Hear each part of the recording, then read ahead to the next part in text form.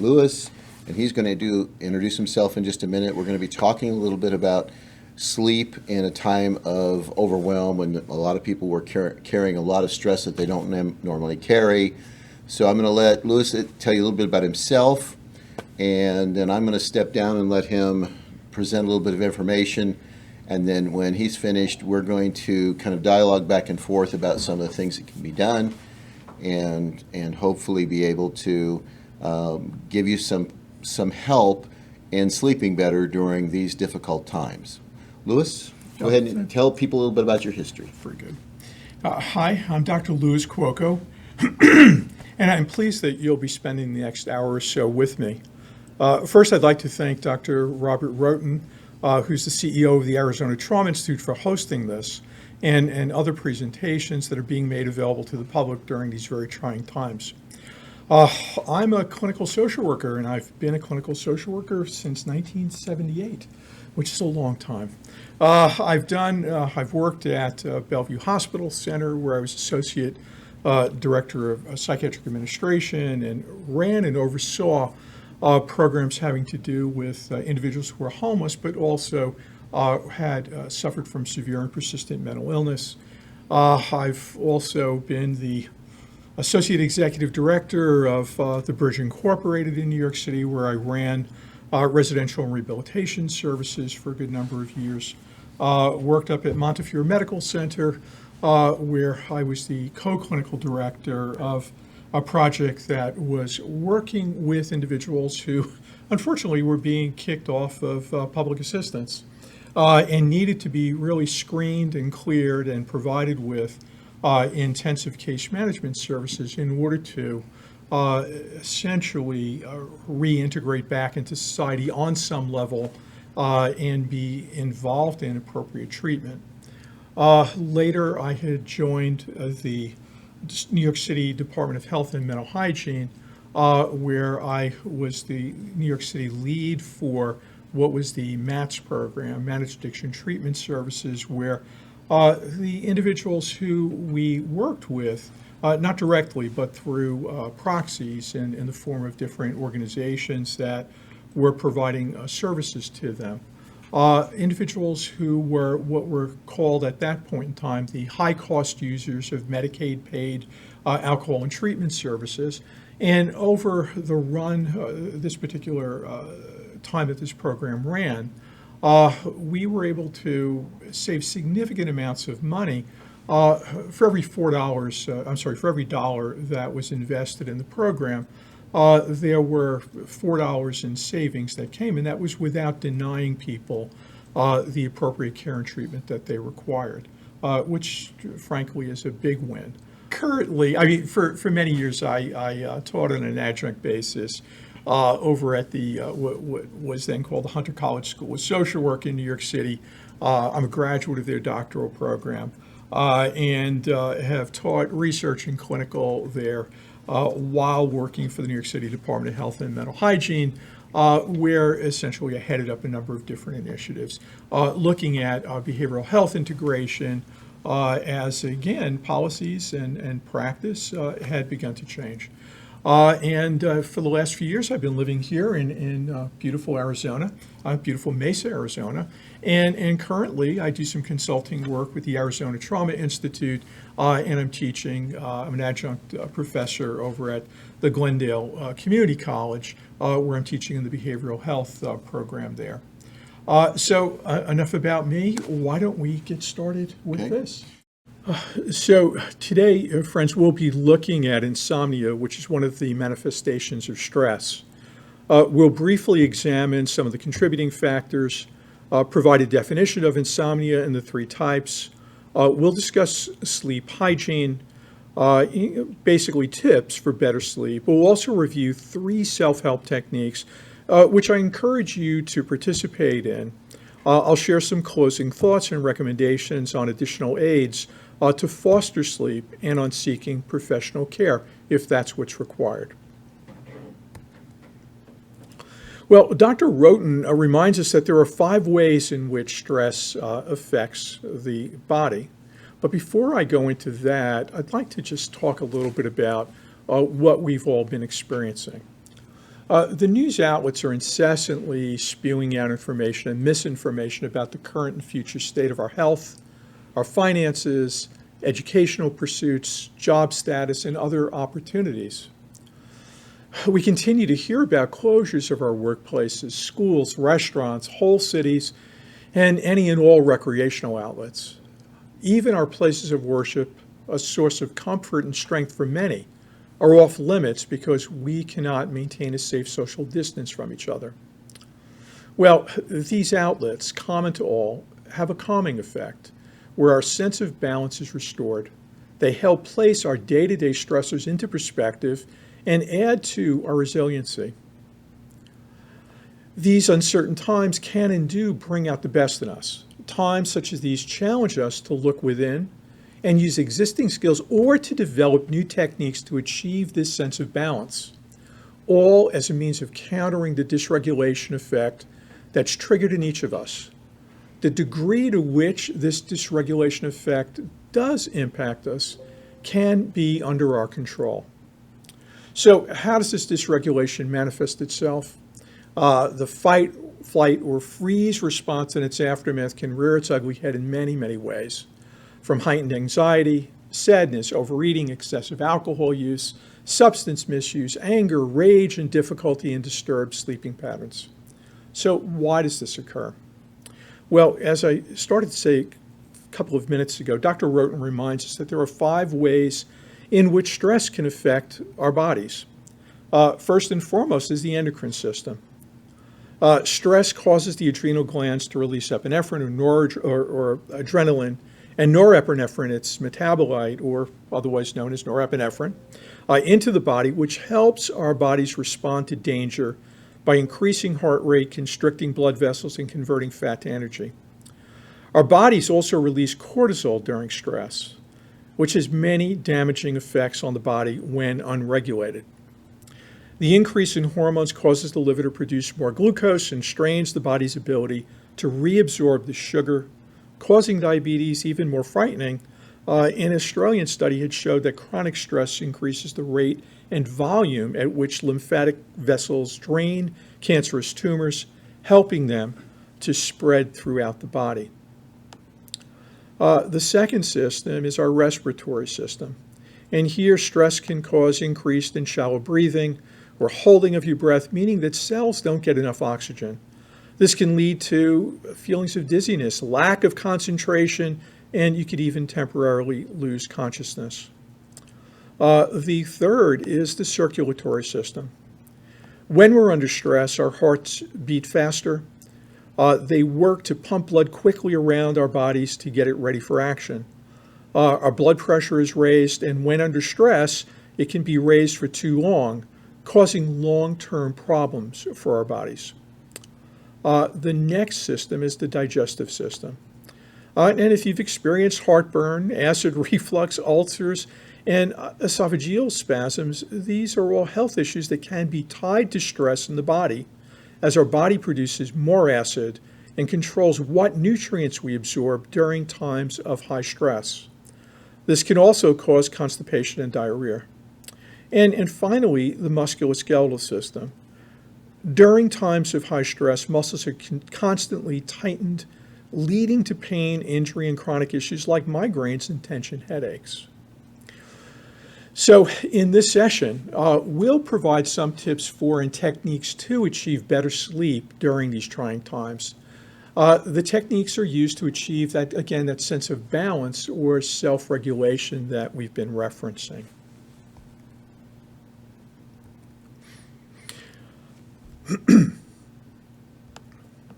The National Center on Sleep Disorders Research estimated that approximately 40 million Americans have some kind of sleep disorder. This encompasses a wide range of illnesses and conditions that include insomnia, sleep apnea, and restless leg syndrome. And stress, friends, makes this worse for all of us.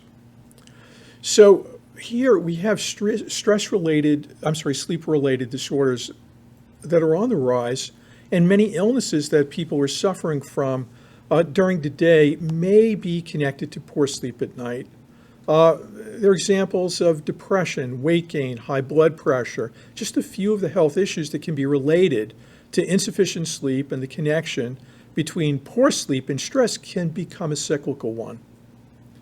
Too much stress can cause us to have bad sleep, leading to mental and physical health issues, which can in turn cause stress in daily life, leading to, again, poor sleep at night, as we see the cycle continues.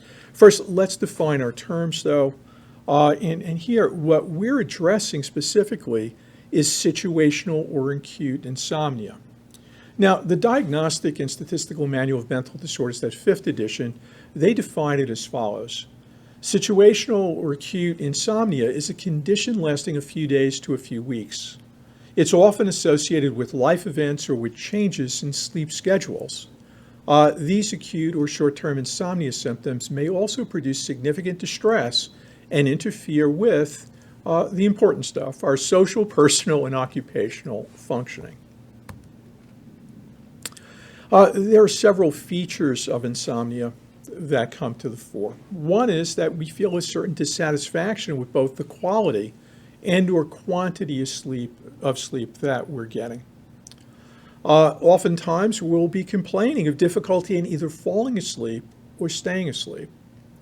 And these complaints are sometimes accompanied by significant, at times, clinically significant distress or impairment in our social, occupational, or other important areas of functioning. So here we look at these 3 different types of insomnia. The first is sleep onset insomnia or initial insomnia, and it involves difficulty in falling asleep at bedtime. The second is sleep maintenance insomnia or middle insomnia, and it involves frequent or prolonged awakening throughout the night. And finally, there's late insomnia, and it involves early morning awakening with an inability to return to sleep. Now, again, the sleep disturbance may occur during the course of another mental disorder or medical condition, or it may occur independently.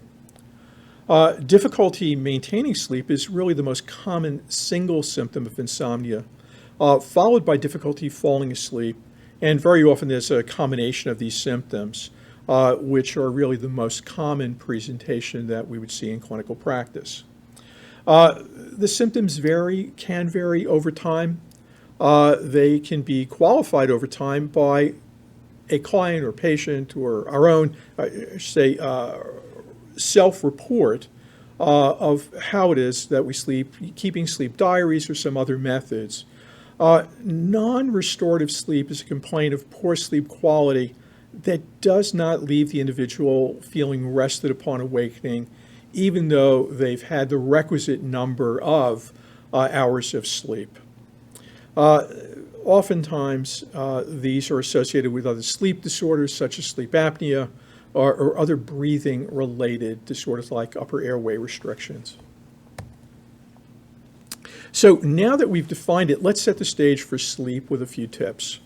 For the purposes of this presentation, we're only discussing behavioral and cognitive approaches and not the use of prescription or OTC medications, herbs, or the use of any other item that may act as a soporific.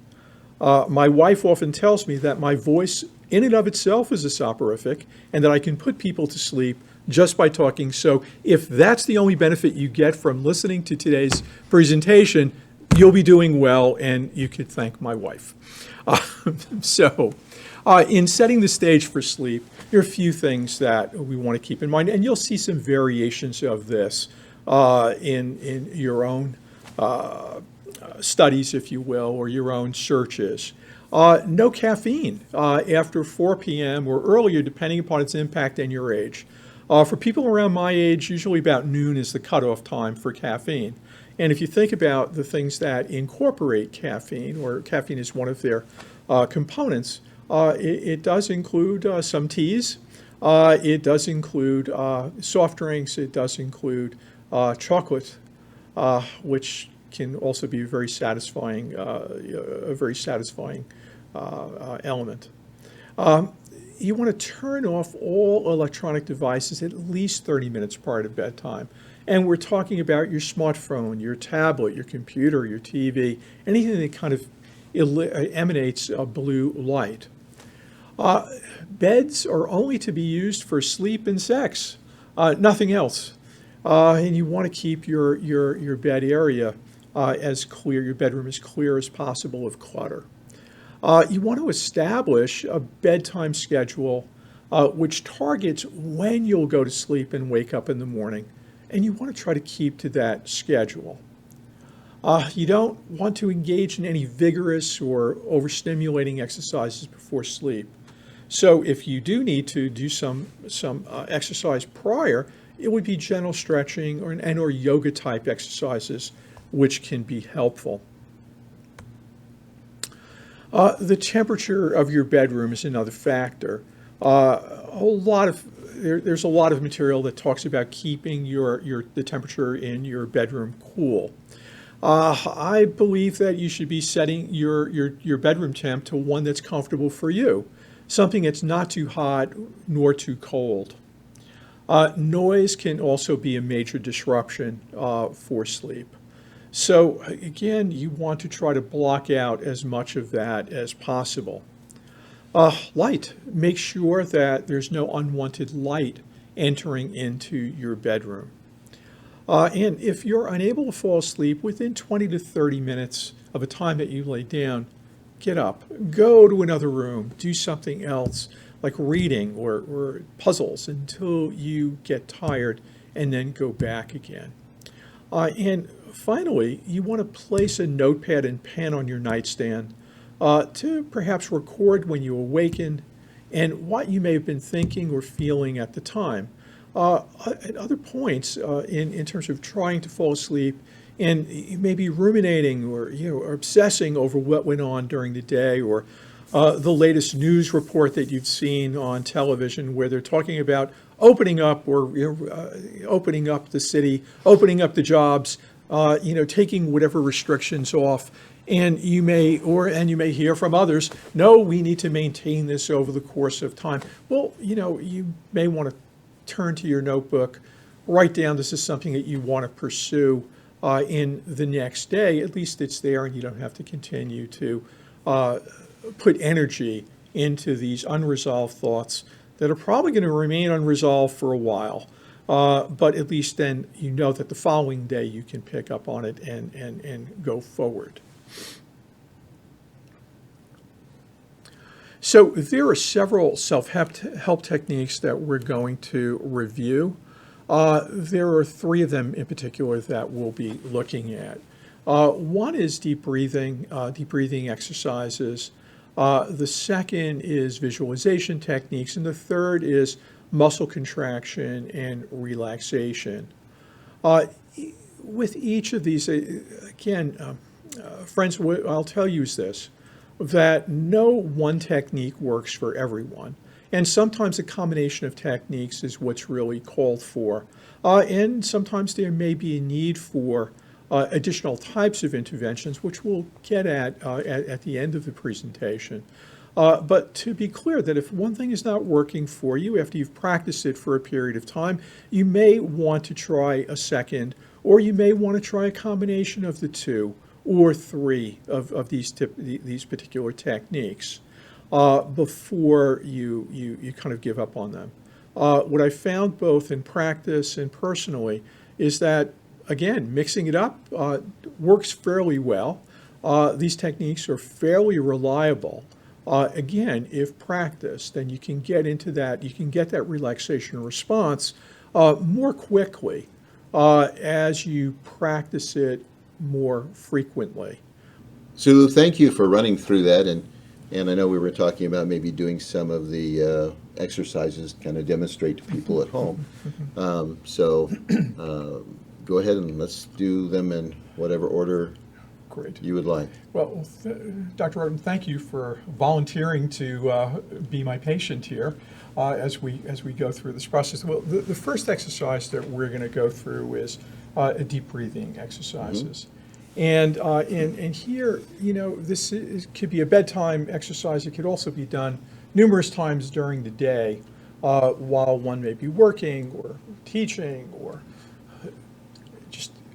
getting engaged in normal activities, and then finding that that stress is kind of building up a little bit, and being able to take a few minutes for yourself in order to really kind of go back and regulate your system again by use of these deep breathing techniques. The the kind of imagery that I'd like you to just keep in mind is thinking about how an infant sleeps in a crib, as an example, and you see that child on its back, and as he is or she is breathing in, you see the belly expanding because they're breathing in deeply down into that lower abdomen. It just expands and then it contracts. And they are just so incredibly peaceful. It's a wonderful time of life for most, if not all. So we'd like to try to recreate that first in your mind as you're thinking about what it means to be truly relaxed.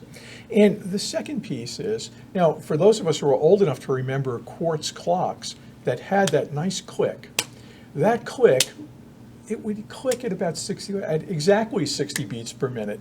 And what we want to do is take our heart rate down to as close to 60 beats per minute as we can, because that's another piece that tells us that we're getting into that kind of relaxed zone, as opposed to when we're in fight or flight and we see our heart rate zip up to well over 100 beats per minute in many instances.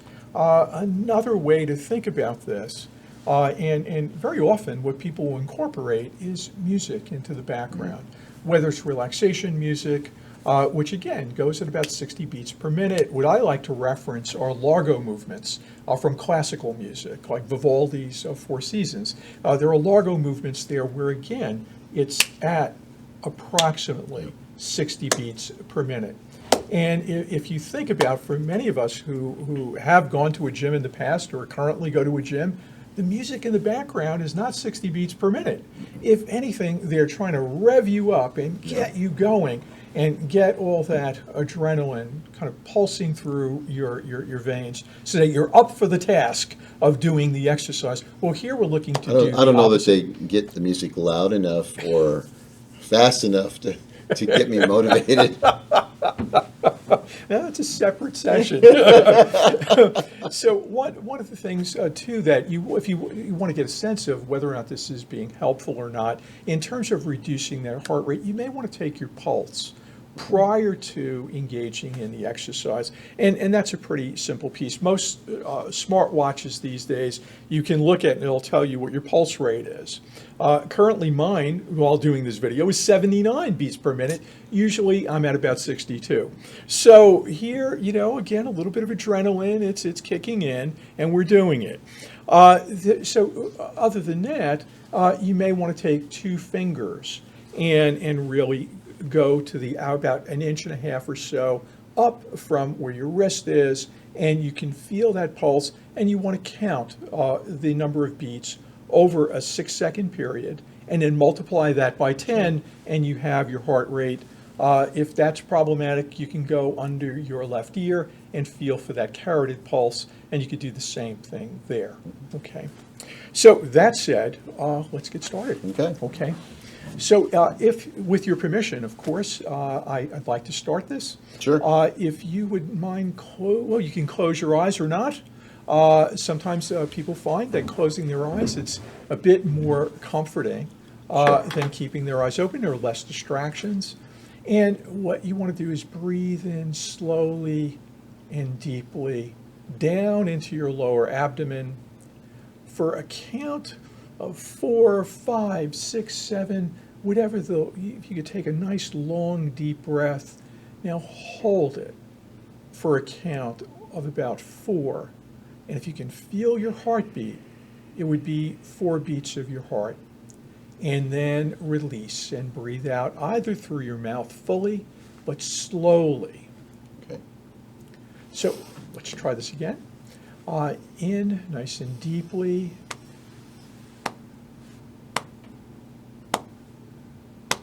And hold. And breathe out slowly and deeply.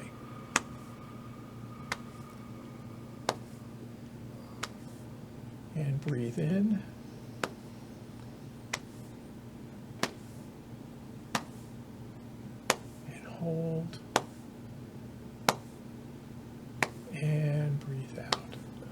slowly.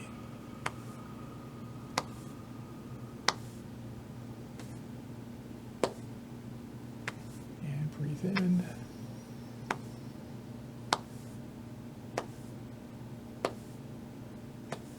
Hold. And breathe out slowly and completely.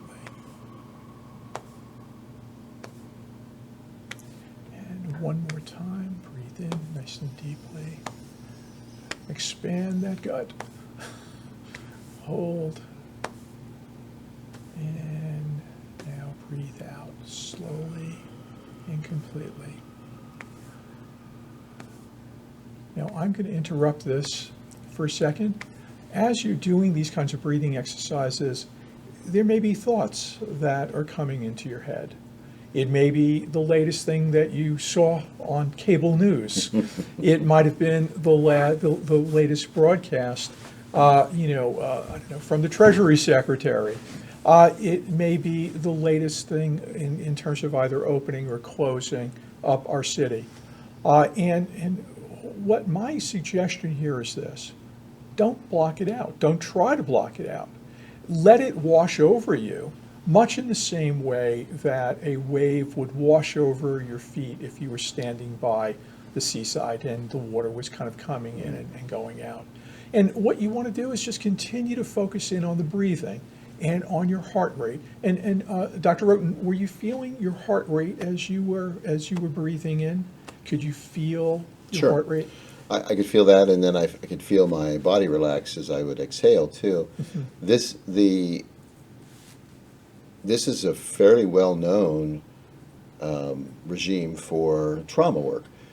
Stephen Porges calls that exercise the vagal break, and that when you do that, it helps calm down that the vagus system, which are the nerves that go from the top of your head all the way through your body, and it's one of the things that we use to help train people to regulate themselves in states of arousal. So yes, it's an incredibly effective. You can feel it. We did it 4 times. I was already feeling fairly relaxed before, but I was feeling more relaxed. And if somebody were to do this, as you're suggesting, 10 to 20 minutes, it probably would really relax the body enough that they would be able to drop right off to sleep. Right. Yeah. And thank you, Dr. Roten, because that's really the point of it, right? Yep. To get that body relaxed and calm down, so that the parasympathetic system can kind of take over, and we could get ourselves pretty well regulated and be able to kind of let go of the tensions that are affecting us. And that's a big piece. I do have a question, though, if you wouldn't mind. When we talk about heart rate variability, which kind of goes into this, can this help the heart rate variability piece for the overall health of a person? Sure. I mean, that's really what Stephen Porges started doing research on in late 60s was on heart rate variability in infants. And that kind of led to this understanding of how the ventral vagal and the vagus system at large works. But yeah, it has real health benefits, is that if you can do this, you do it regularly enough, you condition your body that it's kind of like any kind of other association. Once you build a pattern of it, your body knows to relax when you start this process. So yeah, I think it's incredibly useful for general overall health. And it's kind of consistent too with what we would see in the slow moving stretching form of Tai Chi and or the less strenuous forms of yoga. So I think it's part of meditation practice. Basically, it is that associating it enough, experiencing it enough, that the body knows how to recreate it more and more briefly. It can get there more quickly. So yeah, it's really a good exercise. So one of the things that we suggest in terms of helping a person get into this relaxation response, whether it's for, again, helping with sleep and or if it's really dealing with some of the anxiety that many of us feel during the day, given certain situational things that arise, that if we could practice this, and what I've suggested to patients or clients in the past is that before they get out of bed in the morning, it's a great way to kind of get yourself settled, get yourself braced for what the day is going to bring, the good and the bad of it. And to be able to do that before getting out of bed.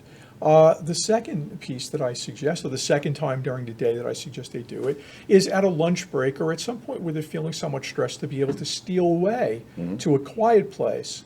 And if at all possible, even if it's at their desk, to take 5 or 10 minutes of being able to just, again, recenter themselves. And then thirdly, again, to do it once again in the evening when they get into bed as a way of really setting themselves up for what hopefully would be a good restful sleep for them.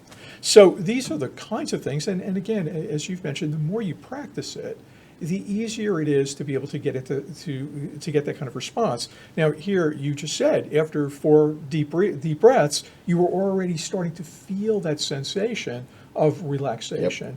Yep. And again, so being able to associate that, especially that long exhale, is that big piece, right? The long exhale, even more than the number of the number of seconds that you may be breathing in. If you could extend that exhale by a couple of seconds more and get that complete, just push it all out.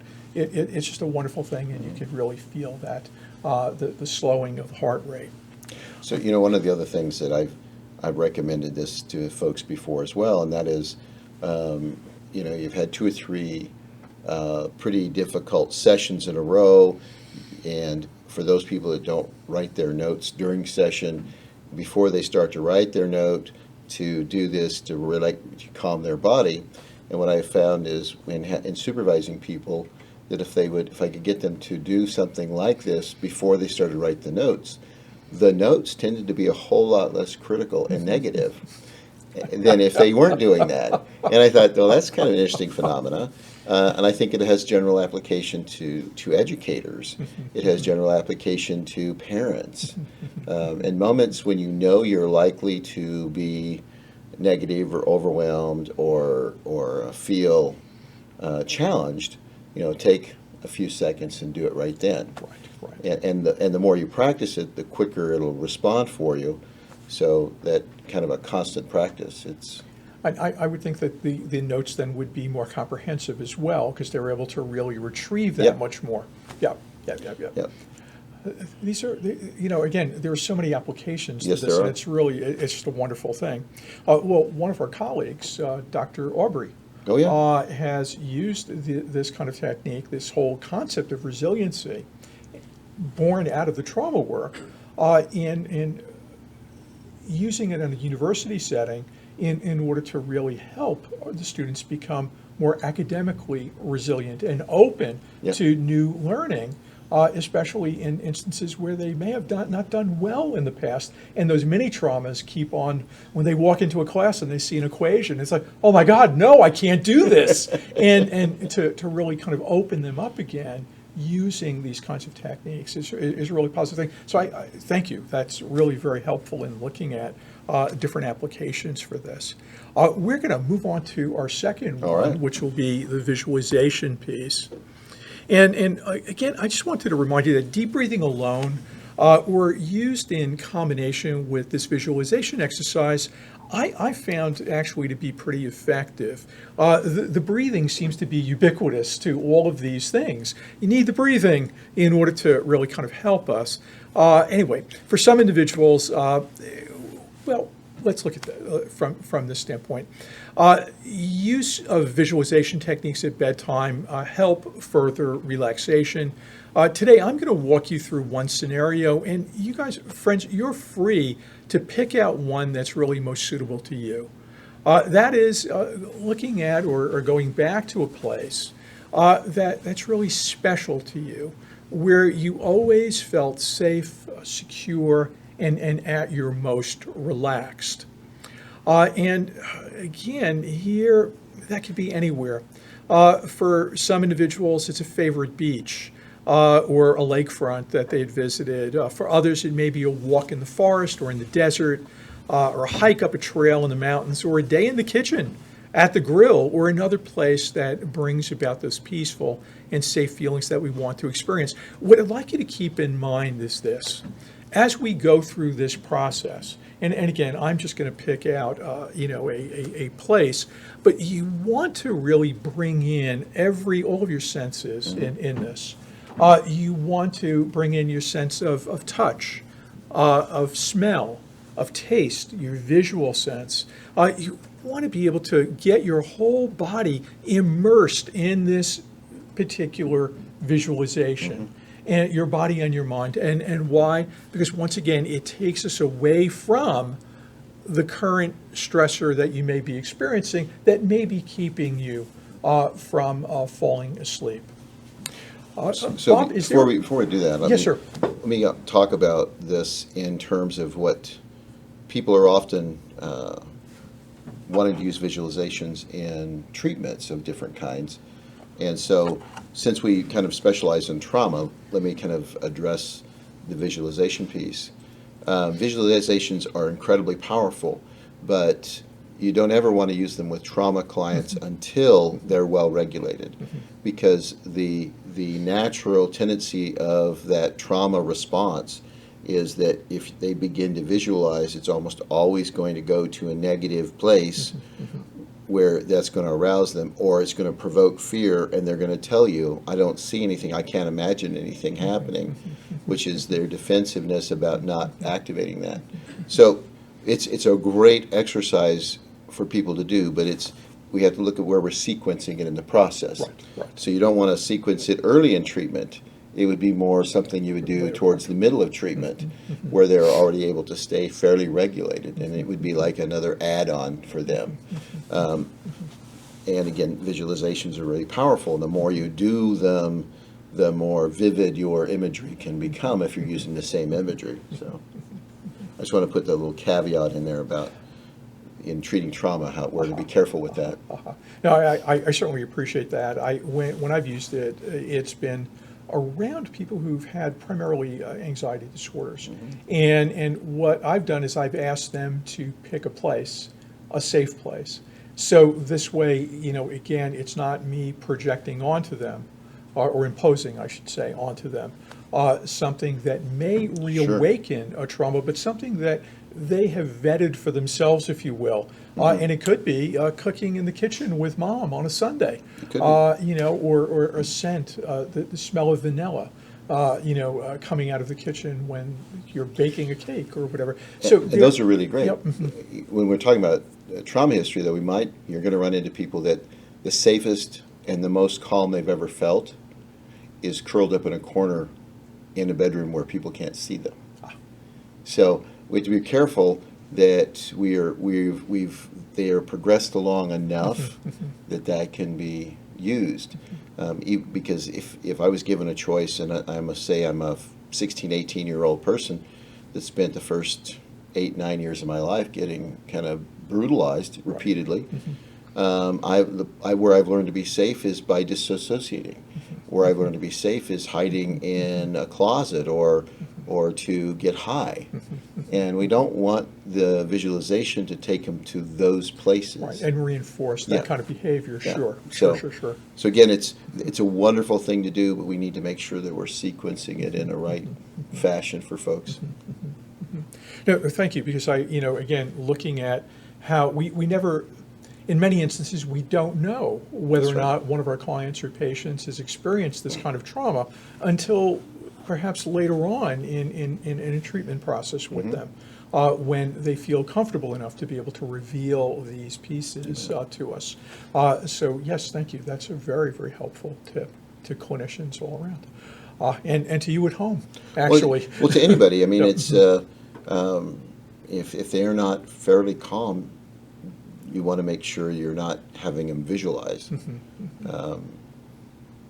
Because often what you'll do is inadvertently provoke the trauma safety response, which was not was not a was not what is not an adaptive behavior, and we don't want them to move into that non-adaptive behavior as a safe place to visualize. Right. So. Thank you. So what we'll do is, can I pick a scenario for you? Sure. Okay.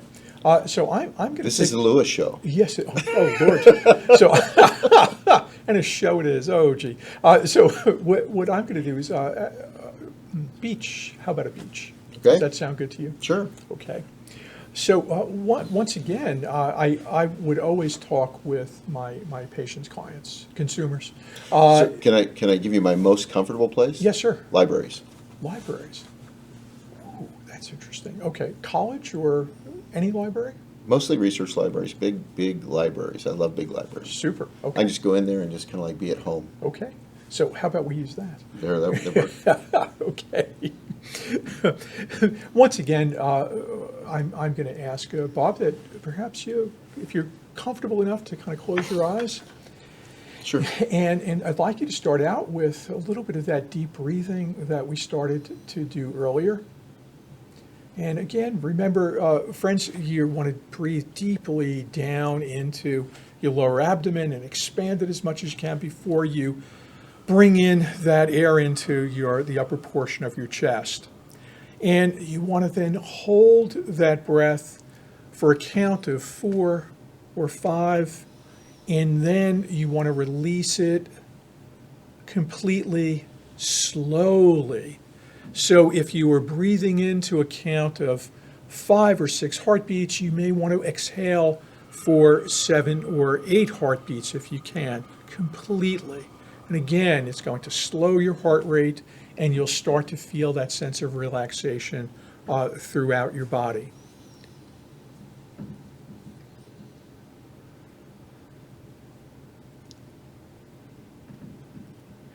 Now, Bob, we're going to go back to a point in time where you were going to do some research, perhaps for your doctoral dissertation, and you find yourself walking up to the entrance of the library. You're looking up and around, and you can see the colors of the doors. Looking around at the facade, the reflections off the windows. You see a bit of the sky in the window. It's really pretty vivid. There's some nice cottony clouds there that you can see. And you turn around to face them. And as you do, you see the whiteness. It's such a bright white in those clouds against a very blue, baby blue sky background. You can feel the sun because it's a beautiful sunny day, and you can feel the warmth of those rays on your face.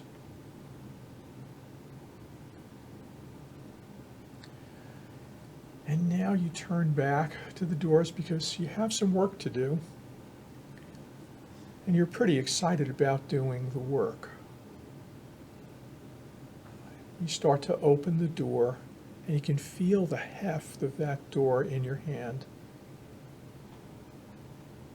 And with the opening of the door, you feel the coolness of the air conditioning inside, now brushing against your face. Amazing contrast to the warmth you felt before when you were outside and approaching the library. As you walk in, you breathe in nice and deeply. And there's a certain smell that libraries have. Old books, old paper. It's a great smell. You're feeling very comfortable and very confident because today is the day that you're going to make some breakthrough with your work.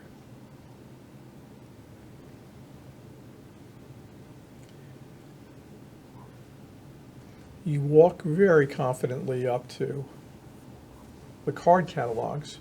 This is a very old library. And you start looking through for some of the authors in both journals and books that you need to pull.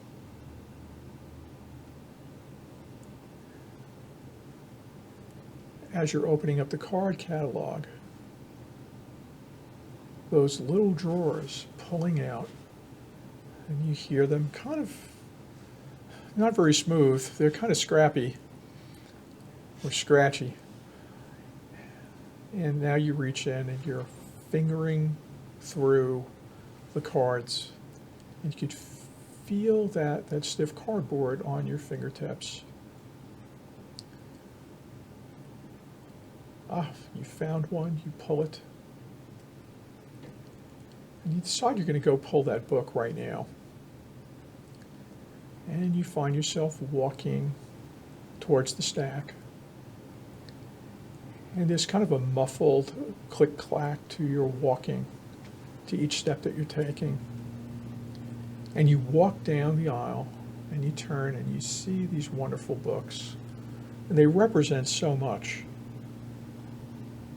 They represent all the knowledge that this library's been able to compile, and some of it which you're going to be able to use. You locate the book, you pull it. Again, you could feel the cover. And that cover sends sensations of excitement and warmth throughout your body. You take it with you and walk down to one of those long, old wooden tables.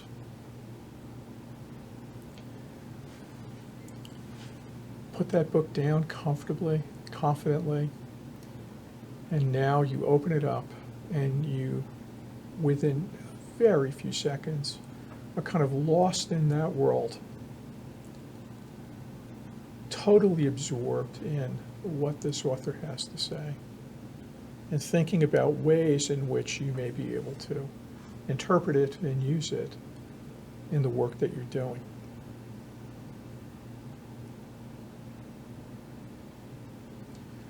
Sometimes we get so excited that we forget to breathe when we're looking through these things.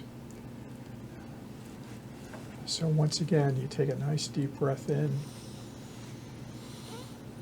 and you now breathe out. And you're ready to face it, ready to deal with it, ready to interpret it all.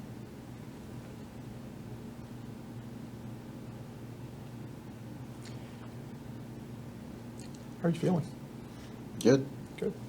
I actually was the old wooden tables. Uh-huh. You know, they keep them all polished really well, but you can see where they've been dented and scratched, and you can run your hand across it and feel that irregular.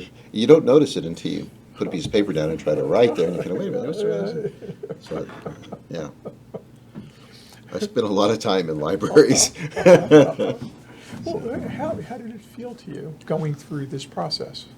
Well, I tell you, the library is a better choice for me than the beach. I see. Mm-hmm. And not that there's anything wrong with the beach, but for me, those kinds of nature things are just not as stimulating as being in a library surrounded by information.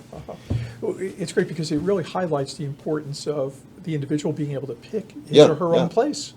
Where they would like to go. Again, with that caveat about people who've been who've suffered some repeated and severe You bet. trauma. Yeah. Yeah, it's interesting because I think when I hear these led in like workshops and when I see therapists using when I'm supervising them, a lot of times what the therapist wants to walk people through is their comfortable space. Exactly. Instead of what is the client's comfortable space. And it's really funny to me because I've used, I've said, well, I'm really comfortable in big public libraries or even research libraries, and people, they think, well, you have to be outside, you have to be walking in the woods, you have to be walking along the beach or the stream, that's relaxing. And no, you don't understand. For me, having masses of books at my fingertips. That does it. That's got me. Well, one other piece, Bob, as we were going through this process, how were you able to use almost all of your senses in the process? Mm-hmm. Okay. Yeah. And that way of kind of drawing you into the scene, drawing you into the setting, is a really important piece. And I wonder, again, when you touched the tabletop, what was that like for you? Did you feel it? Did you? What was the sensation? I first, when you were talking about looking at books, I imagined running my hands along and feeling the kind of the rough texture of the covers, and the older ones are smoother, and it's kind of, and then sitting down and just remembering that how the desks look all polishy and they looked all smooth, but there's really years and years of dents in those use things. And abuse. Yeah. Let's face it, most of those kinds of places are frequented by people that are in a hurry. Yes. Now, again, so here with the visualization piece, combining it with some breathing as a way of setting the stage for Sure. it, and then again, engaging as many of your senses as possible and making it as vivid as possible as you're going through that process is a way, once again, of us taking ourselves outside of what it is that we're experiencing in the day-to-day, putting us into another place, You bet. and really in a place of comfort and joy, and again, to help us with that relaxation response. Yeah, I think tailoring it to the person, or when people are doing this for themselves, don't pick what you think people should value, but pick what you actually do.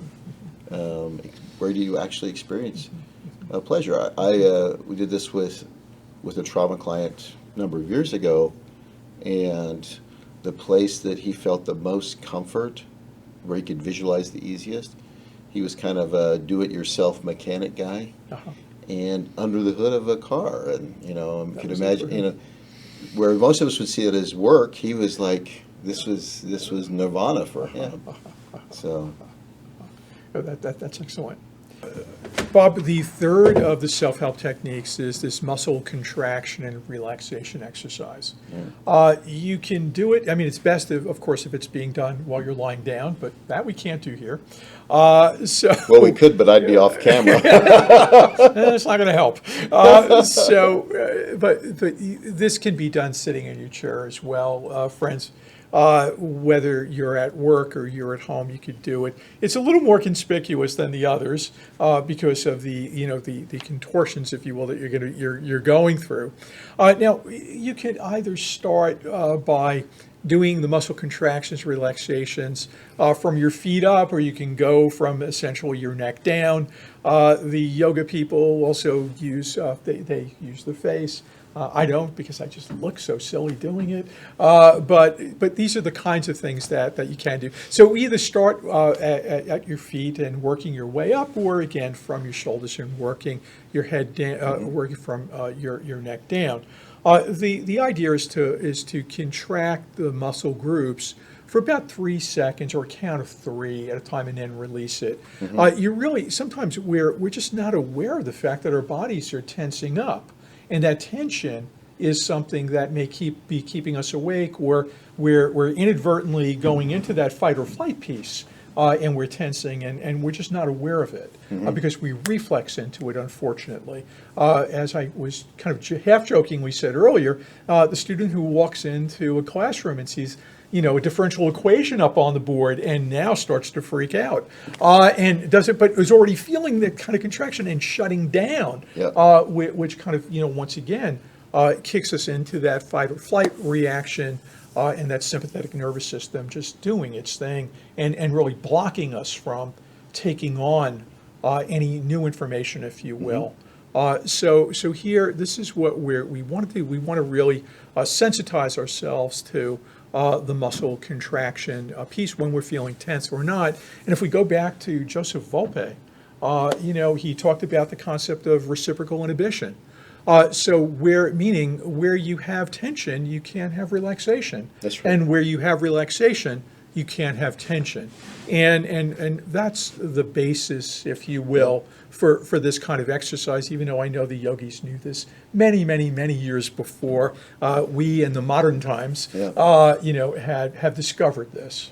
Well, and if, you have Wolpe saying that in 58, in 68, you had Herbert Benson begin publishing a bunch of materials on what he called the relaxation response, Right. which, brought health and physical symptomology down if you could keep the body relaxed.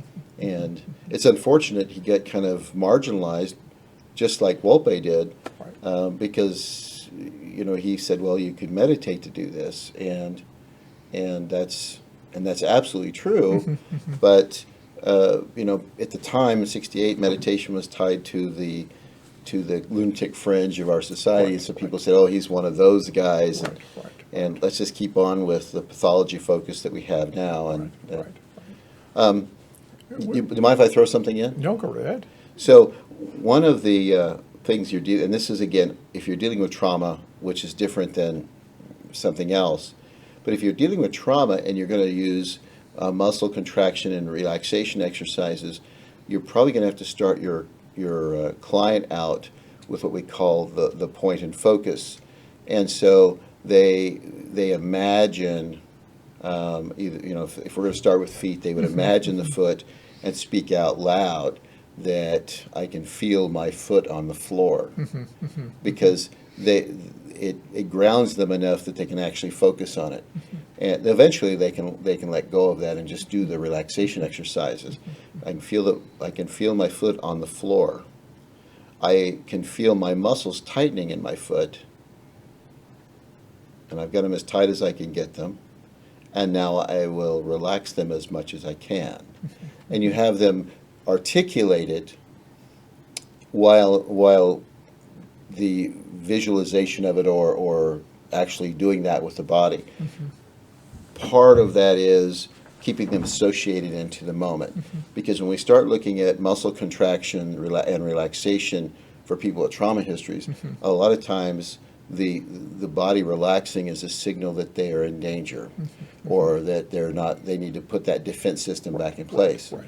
So this is just, as for using it for ourselves, it's probably pretty straightforward to just, imagine that. But if you're doing this with if you're doing it with a child, if you're doing it with a client that has any kind of disturbing history, you're going to get more mileage by having them actually announce, my foot, my ankle, my calf, my knee, my thigh.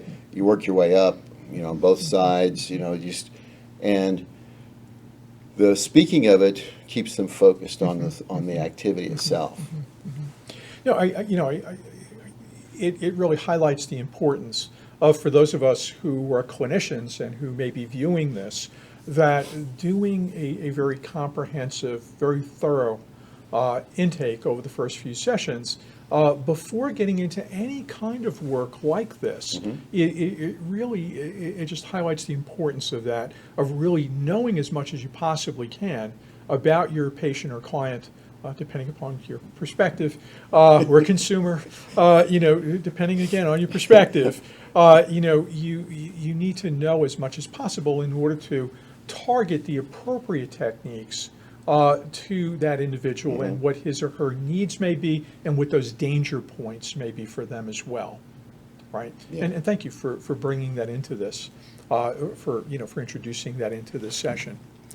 So what we'd like to do, again, is, once again, friends, we're starting off with a few deep breathing techniques.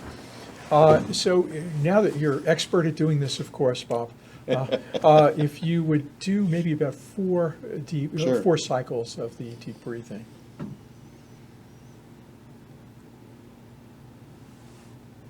And again, friends, he's breathing in for a count of 4, 5, or 6. It could be heartbeats. It could be, the sound of a quartz clock behind him.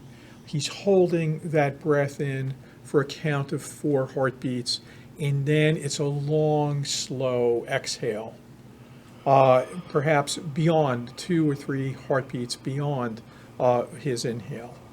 again, to really fully maximize the relaxation effect of the deep breathing.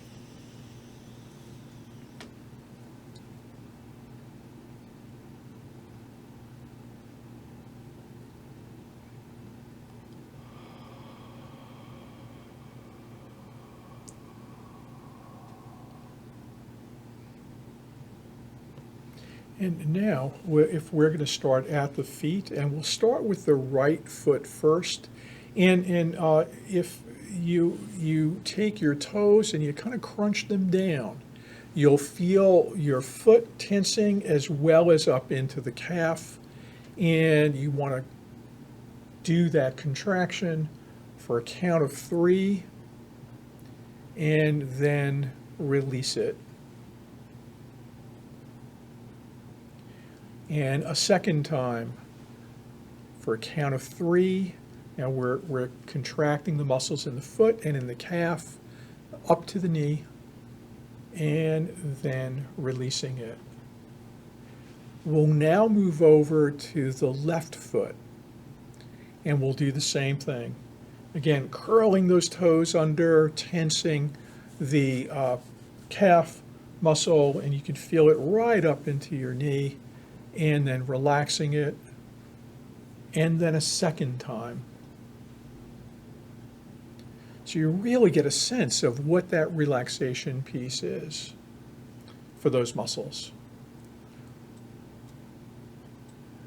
The next part, you'll be pushing your foot down into the floor, and you want to tense your quadriceps, which is your thigh, and your hamstrings for that leg, for the right leg. And again, holding it tense as tight as you can for a count of 3, and then releasing it. And a second time.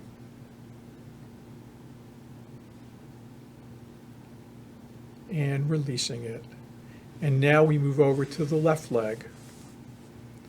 And again, tensing up the quadriceps or the thigh and the hamstrings, and releasing it. And a second time.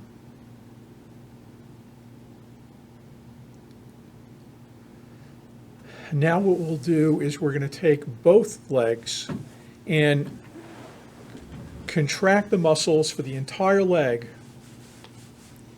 as tight as you can.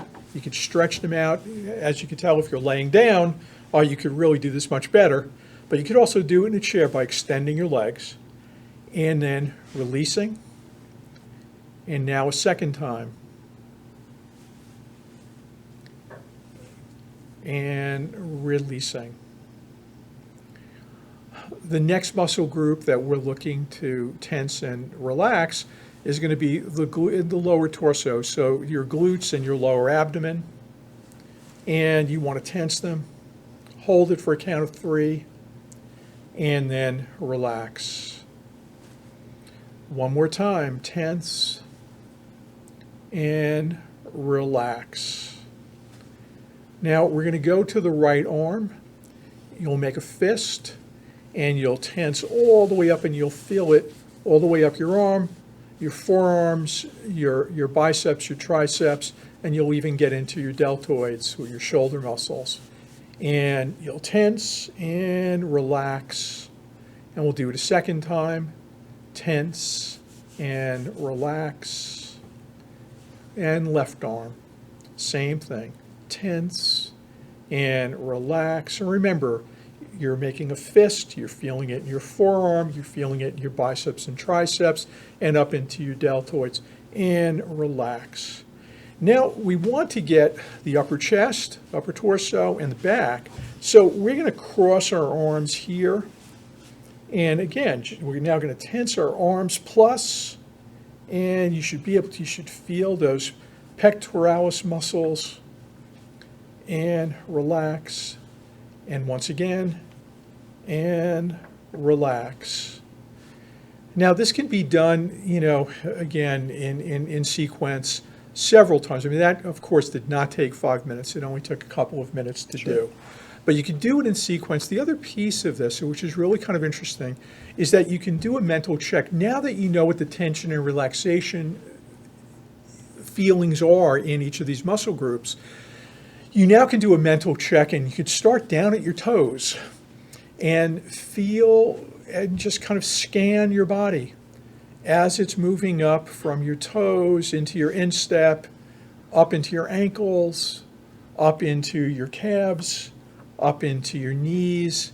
Now looking at your quads and your quadriceps and your hamstrings, moving up into your lower abdomen, around your abdomen, and then up. You could just feel the sense, and wherever you're feeling tension, hold it right there.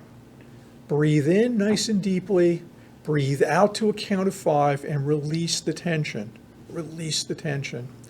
Now you'll go with your fingertips, and from your fingertips you'll move up your arms and you'll feel it. Up your fingers, up your fingertips I should say. You'll feel it to where your knuckles are, up into the backs of your hands, and then moving up. It's now at your wrists, moving up your forearms, and then again further up your arm, biceps, triceps, deltoids, up here into your neck, and you could feel if there's any tension in your neck. Again, breathe in nice and deeply, and breathe out to a count of 5 and release the tension. Again, these exercises, thank you, Bob. These exercises done either individually or in combination, as you see, we've mixed them up a bit. Always going back to, or incorporating, I should say, the breathing into the process. Because again, as Dr. Roten had mentioned earlier, that vagus nerve really does, it touches on so many organs, starts out at the 10th cranial vertebrae, is that correct? Okay, works its way down and innervates itself into a number of our organs, and it becomes that brake, right? It becomes that brake. So we can really, again, attack this, if you will, attack this tension on a number of levels using a sort of I'll use the term, multimodal approach to inducing a state of relaxation, which again is going to help us with sleep. I'd like to go through some conclusions, and if we could talk a little bit more, that would be fine. Sure, go would that through be your good? conclusions, and I want to, again, make sure that people really understand. If you're using this with clients, make sure you have done a thorough history on them. If you have folks that were sexually abused, particularly if that sexual abuse happened pre-verbally, they usually hold a lot of tension in their hips and glutes. And a lot of times when, and they often have bowel or elimination problems. You want to make sure that you're not doing that exercise if you don't know their history very well, because what can happen is they can defecate when they release. And it's embarrassing for them, and it really disruptive to your session. So again, these are great and very helpful for people, whether they're at home doing it by themselves or they're using them with clients in a clinical setting. But again, it's awareness of your client or patient or consumer, guest, however you frame it. Label them. Anyway, go ahead. Thank you. Friends, there are many free apps that address insomnia that are available to download to your smart device. They include virtual coaches, music for relaxation and meditation, nature sounds, and white noise, blue noise, and pink noise. There are all kinds of noises out there that are helpful. Remember, whether we're attempting any kind of self-help measure or seeking professional treatment, one size does not fit all. What may work for one person may not work as effectively for another, and that's true of so many things. And whether it's a medication that you may be taking, I mean, how many times have you taken one antibiotic only to find that it was ineffective and that your physician or your provider had to change to a different medication? So this is really no different. Again, it's no different. Now, if you believe that you require professional assistance, what I would suggest is that you first and foremost contact your primary care practitioner. He or she will assess for any underlying conditions that may be contributing or causative factors to the insomnia that you're experiencing. Remember, today we were looking at stuff that's more situational and environmental in nature, as opposed to really dealing with a lot of very significant underlying issues that may exist, whether it's sleep apnea or, as we've been discussing over the last probably half hour or so, looking at the impact of trauma and how we need to be careful. So for those of you who are practitioners, again, that thorough history taking and really getting to know who your client is, or patient or consumer, that's of utmost importance before you engage in using any kinds of techniques that might unfortunately reignite the trauma in your patient or client. Now, friends, what can you expect from your primary care practitioner? Well, depending upon his or her experience and training, they may begin treatment. They may make a referral for further studies or to an appropriate medical or behavioral health practitioner for treatment and care. This is the norm, and that's what you could and should expect, frankly, from any primary care person who you may see. Also, if there are any questions, you could certainly call or email the Arizona Trauma Institute. The number is 480-442-1840. The website is aztrauma.org, and you could certainly direct any kind of inquiries here, especially around additional treatment. Sure. So that's something that you may want to look into. I want to thank you for spending this time with me, and thank you, Dr. Roten, for being up here and It's fun. being here as my patient, client, consumer, whatever that I could practice on. I hope that this presentation on situational stress and sleep disturbance has been helpful to you. Again, if we could be of any further help, please reach out to the Arizona Trauma Institute. Thank you. Dr. Roten, is there anything that you'd like to add? Louis, I appreciate you coming and sharing this with folks. And you know, the goal of this series is to give people things that they can do at home. And it will be actually posted relatively soon, as soon as Zach gets through with the magic on his end. Zach makes us look really good. He cuts out all the bad parts and all the hums and haws and the things you aren't seeing that you know, like tripping on the stage or something. You know, he cuts all those parts out. So when that's all done, you get something that's pretty nice. So, but the more unskilled we are, the more work he has to do.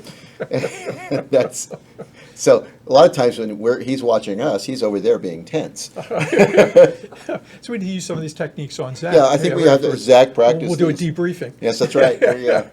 Anyway, I really appreciate your willingness to come and be a part of the support for our community. Yeah, it's my pleasure. And we will see you folks at the next one.